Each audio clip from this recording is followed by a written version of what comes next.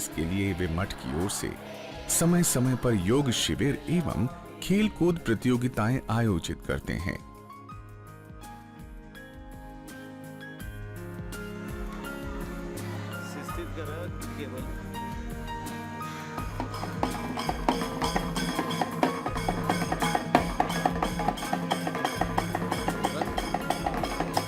लोगों को स्वस्थ जीवन शैली अपनाने के लिए भी प्रेरित किया जाता है।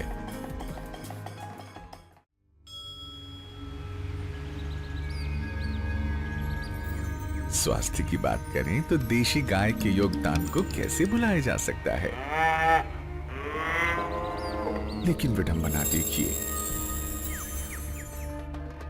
कि जिस देशी गाय को हम गौ माता कहकर पूजते हैं, उसी का आज घोर तिरस्कार हो रहा है।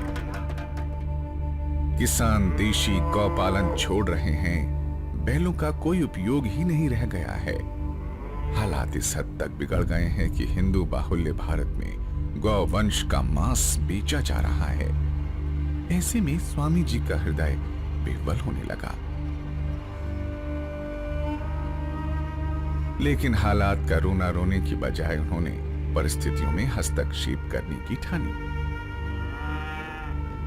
उन्होंने मठ परिसर के पास ही गौशाला खोल दी और अपना पारंपरिक निवास छोड़ रात को रुकने के लिए वहीं कुटिया बना ली।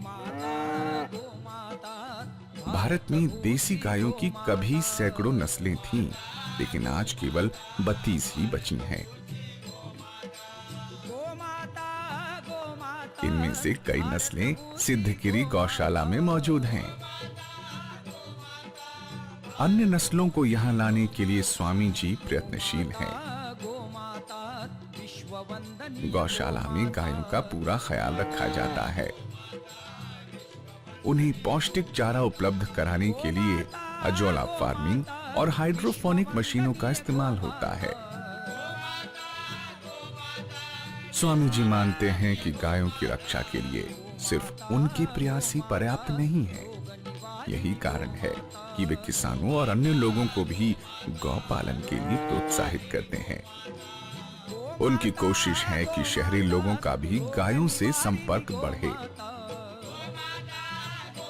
इसके लिए समय समय पर मठ की ओर से गौ प्रदर्शनियां आयोजित की जाती हैं। गौ यात्रा की थी 100 गांवों में और हर साल भी करते हैं। लोगों को यही समझाते हैं कि पंचगव्य का महत्व क्या है, यानी गाय का, देशी गाय का सामाजिक, आर्थिक और आरोग्य के बारे में क्या महत्व है, वो यदि हम एक बार समझाएंगे, लोग समझ लेंगे तो अपने घर में गाय पालना शुरू करेंगे।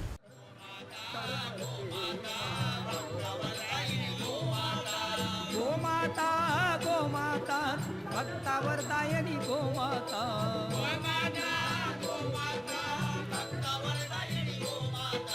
गोमाता गोमाता जगजननी ही गोमाता,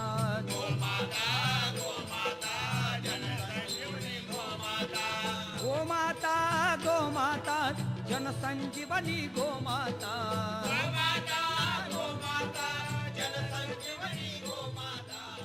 स्वामी जी ने सिद्धगिरी गौशाला को बड़ी कुशलता से कुटीर उद्योग में बदल दिया है।